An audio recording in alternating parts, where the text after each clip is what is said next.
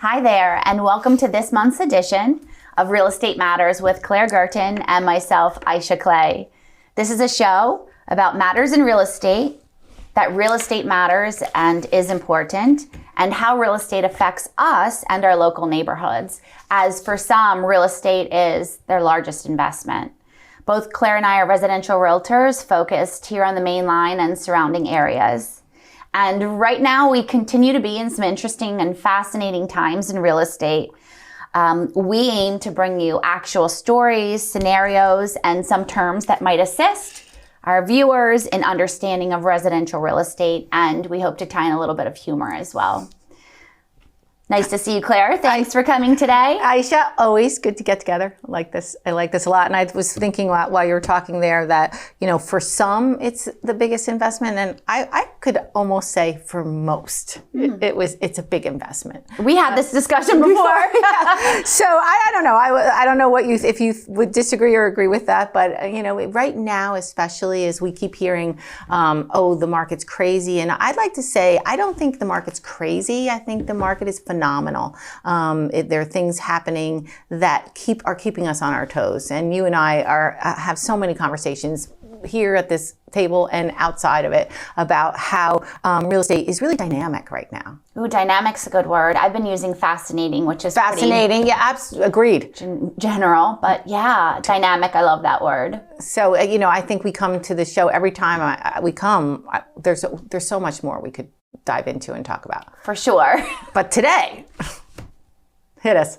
Yeah, today we're going to talk about towns in the main line.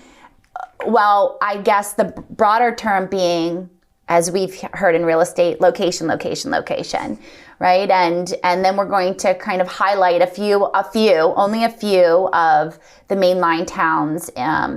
We chose a few because each of us live in one or the other, but there are many, not just the four we're going to name today. Mm-hmm. So I did want to say that. And then we not only live here, but this is where we focus our real estate work, which is along the main line. We work here as well, and we also use the school systems here. That's true. Yeah, so that's a trifecta, I believe. It is a trifecta. I like that. Exactly. We live and work here, and we're committed to these towns and our communities, and we're enmeshed in them. We are. I think being here and what we're doing shows that. Mm-hmm. Wouldn't you agree? And we're happen to be in a profession where we get to do that daily. Really get connected to our communities and what's changing, what's growing, what's going away. So I feel really lucky on the day after St. Patrick's Day and fortunate to work professionally with people like you, Ayse, who, we're continuing to see how these towns impact these locations and communities impact our real estate values. Not only our own, but our clients as well. Yeah, well said. To be able to live here, I think we're more ingrained in it, and then we can speak to it better when we're talking to consumers and clients. And there are so many different, while we'll talk about what ties us all together, there are different nuances in each town. And for one person, that might be a highlight, and another, not so much. So I love that point. I think it's really important is that we all tend to kind of want to go with what works for us. Yeah. And sometimes what works for us or what something is a highlight or a point of interest for our family or our individuals may be something totally different for somebody else. Absolutely. Awesome. So I think you were going to, as we talked about location, start with one of the towns that you know very well. So what we thought we'd do today is, the first rule of real estate, true or not true, location, is that along the main line, how these towns sprouted up, the common denominator for these towns is truly the train.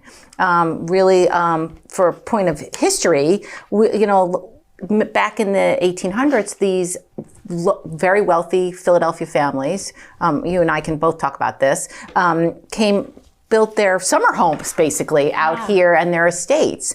And as the train was built to accommodate that, then these towns propped up cropped up among those stops. Yeah. And so what we thought we'd do is give a little bit of, starting with Bryn Mawr, and then going west along the main line, give a little kind of talking points about each of these towns.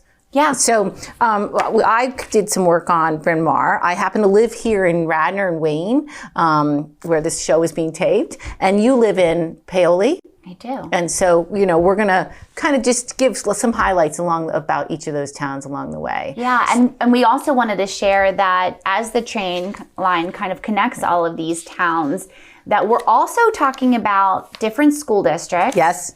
We're talking about, as you so wisely said, different counties. Yes.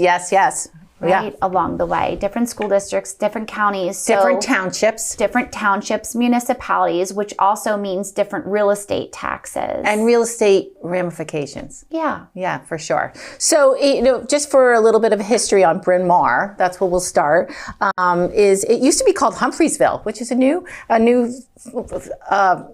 idea for me. I never knew that. But an estate was built, the Harrington House, which viewers know it now, was built in 1704, and it was named originally Bryn Mawr. And it was named after a Welsh estate, and it means high hill.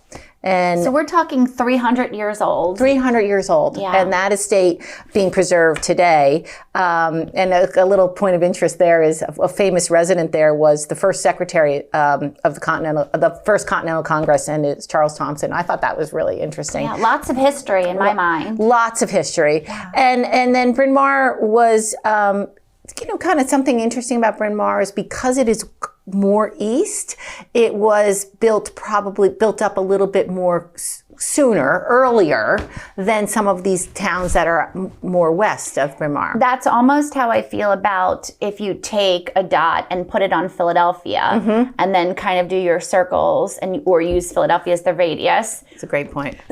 Pardon me, the circles, it's more dense as the circles are around Philadelphia, and as you kind of get out, it's less populated, right? It's a fantastic point. And then if you can visualize Bryn Mawr, it is a little bit more densely populated, a little bit more townhouses, the shopping, the actual district of, even starting in Ardmore, which is a little bit east, a little bit densely populated. But then as you go out from that Lancaster Avenue or train line, there are bigger estates, bigger properties. Yeah, these days though, with so much building, it's kind of hard to see what was the original town. Agreed. And then what's filled in along the way over time.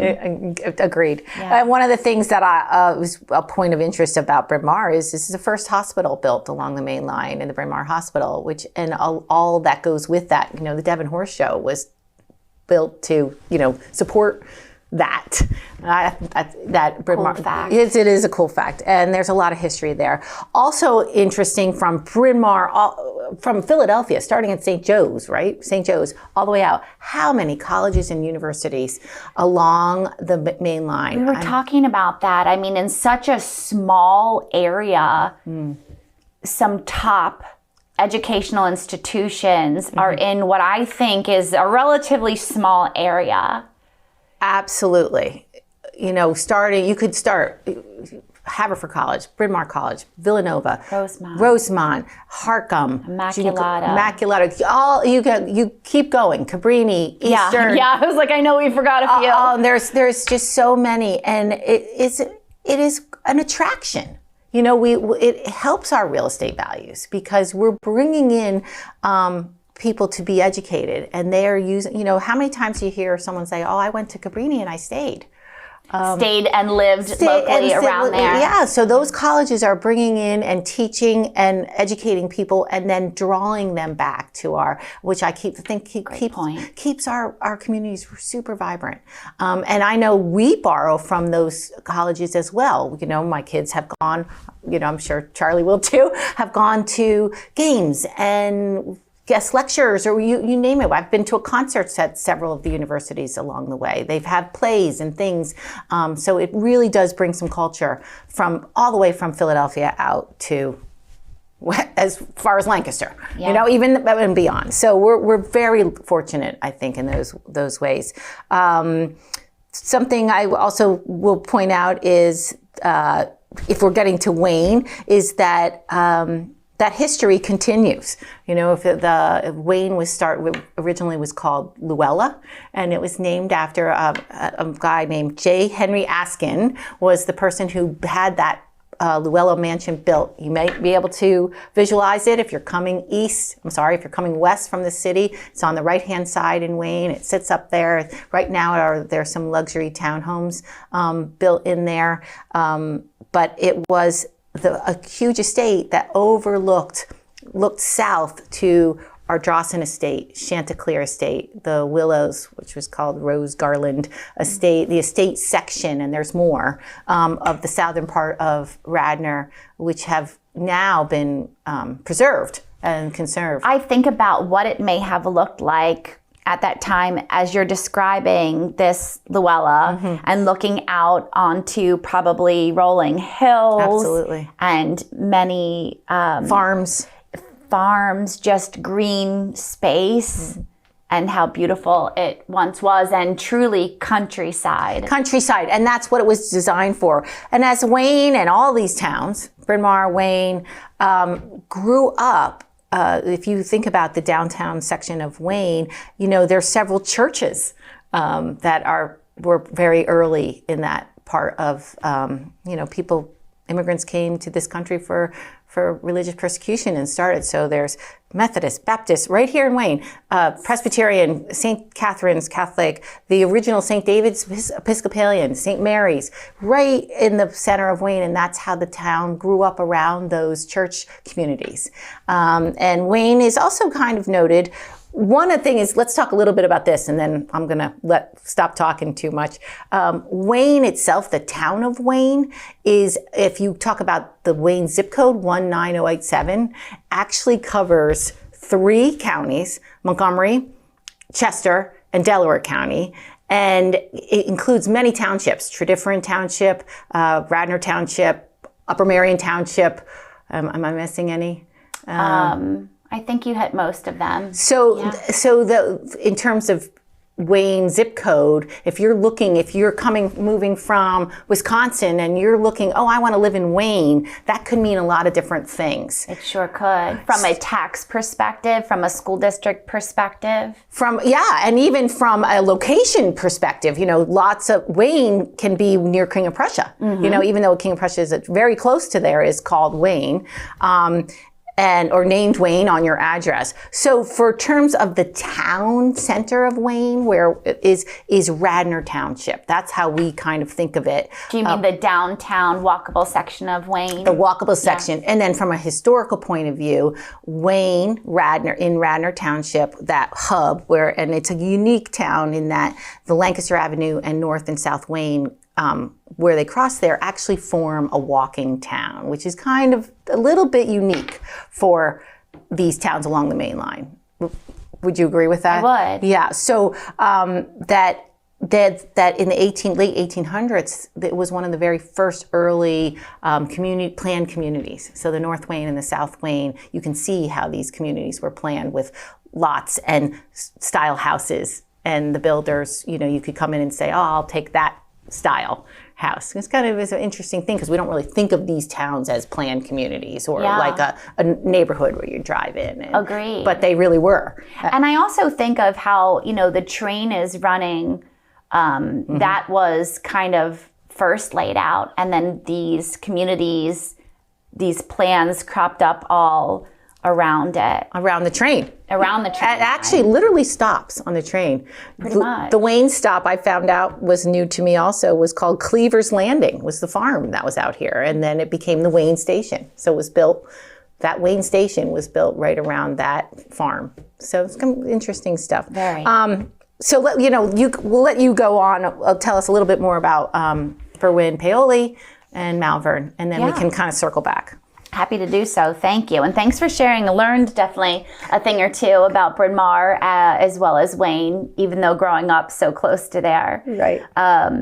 So I'm going to speak about Paoli, which again, when we're naming these areas, Bryn Mawr and Wayne and Paoli and Malvern, they're really post office boxes.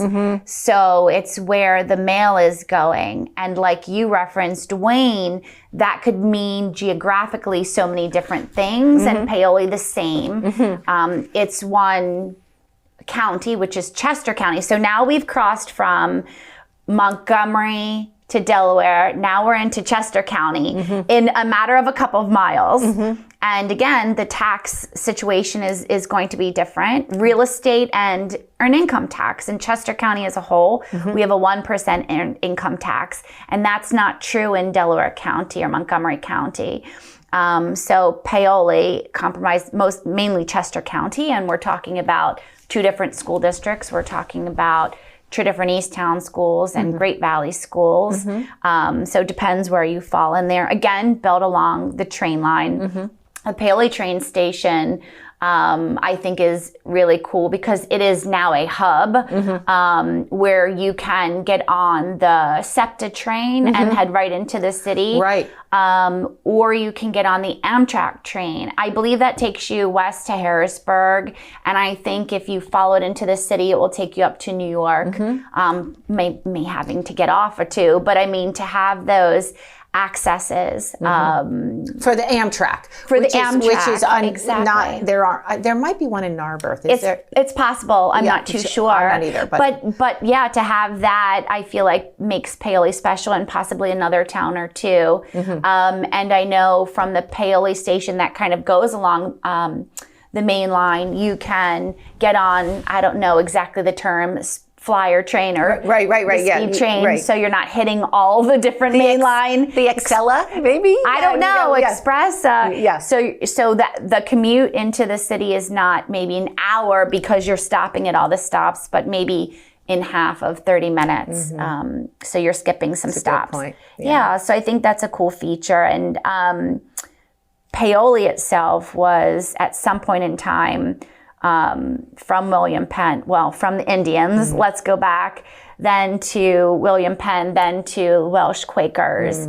Many of these mainline times are Welsh Quakers. I think so, which is interesting. And I want to learn more about that. And the Indians who came before that. So we're talking, this is in like the late 1600s, which is fascinating to me. Me too. And again, mostly Welsh names stemming. It might be fun to point out that, so the high school for Tredyffr in Easttown is called Conestoga High School, which was based on Conestoga Wagon, the original west traveling. I always think that's sort of lost in our everyday life, but it is fascinating to think about the history, the very earliest settlers. Have you seen the mile posters along the way in the main line? There's one, do you mean like a mile marker? Yeah, so they're like stone, they look like little, and they say mile post 16. Yeah, and I think it's just, there's one near the Paoli train station, just a stone, a thin stone. Yep. And I think it might say, don't quote me on this, I'm going to say 19 with an M. Yes. Which means 19 miles from Philadelphia. Yes, there's one right near my house that's M16. Oh, okay. So that makes sense, right? Okay, that's 4 miles more. Yeah, that's what I envisioned in my head. It's something that we take for granted. But this is some really early history in these towns. Yeah. That are preserved and really part of the backbone of how they were built. For sure. And came upon.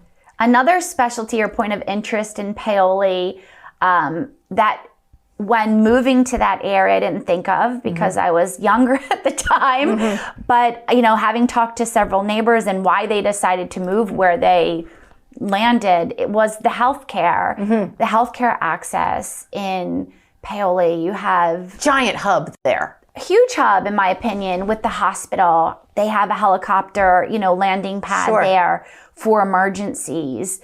The train runs right near there. And then around the hospital, on the hospital, and all around the hospital, all this access to a numerous amount of specialty healthcare. Specialists. Oh, wow. Yeah. So you don't have to travel, as we were talking about, into Philadelphia to get some good access. And since then, we've seen not just in Paoli, but cropping up in north of Wayne and King of Prussia, all the other healthcare systems that once were solely focused in Philadelphia, more of, I don't think I want to call them all satellite, some satellite offices, but of like CHOP and things So of you're that saying, nature. like Penn Medicine and CHOP and DuPont, like you can actually now access those doctors in that healthcare out off the main line in suburbs, which really is really an awesome way to think about the access that we have to schools, healthcare, transportation. I mean, there were so many things that that we have access to here in these towns. We do. And to tie it back to something you said, and just like the lots of access and then crazy history. So I was going to say a couple of these towns, Paoli included, is we have access and then are able to learn about, the National Historic Valley Forge Park. Yes. To have, I don't know how many acres, I should know, but massive amounts of acres to enjoy that on a daily basis and to learn about what actually took place here on the grounds. And preserved in perpetuity. Yeah. As a national park, we're so fortunate to have that kind of access. And along that, I mean, it's not a national park, but all these towns have preserved and conserved open space. Some beautiful open spaces. Beautiful open space trails, Chester Valley Trail, Radnor Trail, all kinds of. I think that's that Rails to Trails program. Yeah, which is another really nice, talk about access. And I know that I've had the privilege of serving on a Rails to Trails, committee. And one of the things that they're talking about is actually connecting all the way down to Hines. That's all the way in Delaware County by the airport. Yeah, for some of you don't know. And that how connect those trails to Chester So cool. Valley. So it's really Perkiomen Trail, which is pretty incredible. All those connections, ability to get on your bike and walk so another point of access. Absolutely. And we realize that as we're going through these towns, they are going to share some of these same features. Yes. We realize that. And then some are going to have their own little distinct. Absolutely. And we were talking before from a geographical standpoint, a visual standpoint, they differ in my mind, but there's many ties together that they all share. Yeah. And I think I was also going to move a little bit farther west, which is Malvern. And Malvern, again, is in Chester County. We were talking about, where does the main line end? There's some dispute over that. Right. Does it continue to grow? It challenged us to think, does that continue to grow along the train line? But certainly, in my opinion, Malvern boasts still many farms. And so I'm going to maybe talk about Charlestown and Willistown, because to me, those still are going to have more of the countryside. Yes, the features that our ancestors had. And talk about the countryside. However, Malvern is what would I consider a very walkable town, because way the train kind of turns that way. It does turn off of 30 into Malvern Borough. Right. Malvern, generally speaking, is one school district in Chester County, Great Valley School District. And Malvern has a borough, super walkable, stores, shops, restaurants. Restaurants, yes. really cute city. But then south of there are those Willistown, Charlestown. Yeah, north is Charlestown, south is Willistown, that boast still some of those immense farms and the green pastures. And broad, open spaces with neighborhoods with big lots, acre lots, etc. And then as you kind of get around the town centers, you're talking more walkable, more focused in communities around there. But again, you still have some of the universities that way, Immaculata near Malvern, and then cropped up Penn State, Great Valley is in that general area.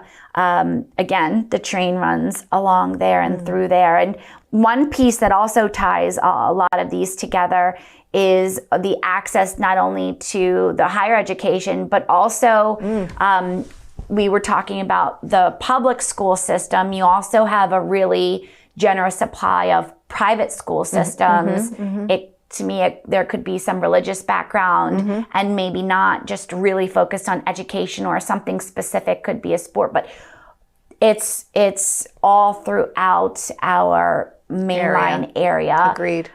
So if you're a family that's looking for something specific for your child that might not thrive in one atmosphere, there might be another atmosphere around here without you having to pick up and move your house. You just move the location of it sounds easier than it sometimes is, but you at least have choices and action and options. things to look into.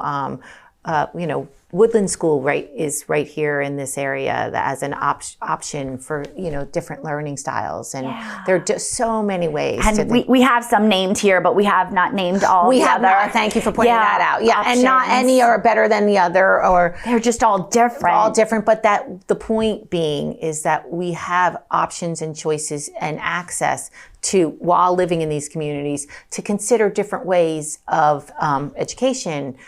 Anything, recreation, restaurant, you name it.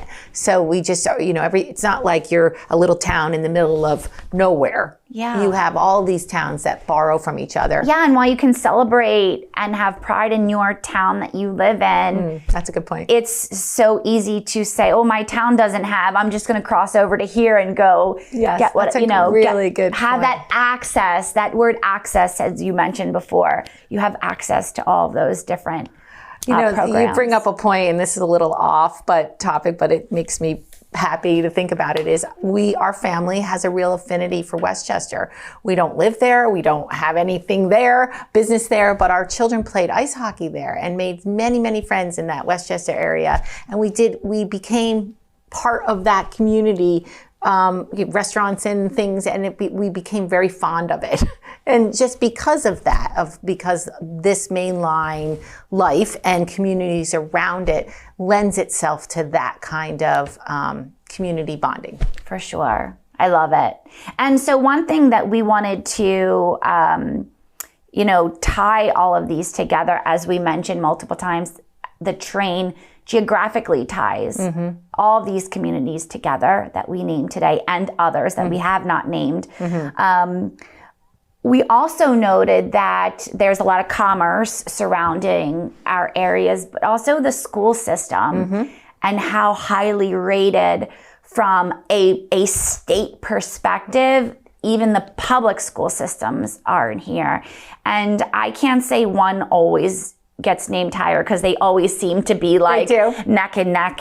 Here we're talking about Lower Merion, we're talking about Radnor, we're talking about Great Valley, different Easttown, and Upper others. Merion, they're Marple, they're definitely Haverford, yes. So that was an interesting tie together about the school system. And some of the public schools are smaller, some are larger. So if you're coming from another area and needing the schools, because we're not saying everybody who moves here are families, right? But if you're coming from another area needing the schools, it would behoove you to look into what your child's interest might be to then select a school that way, if you have that luxury, right?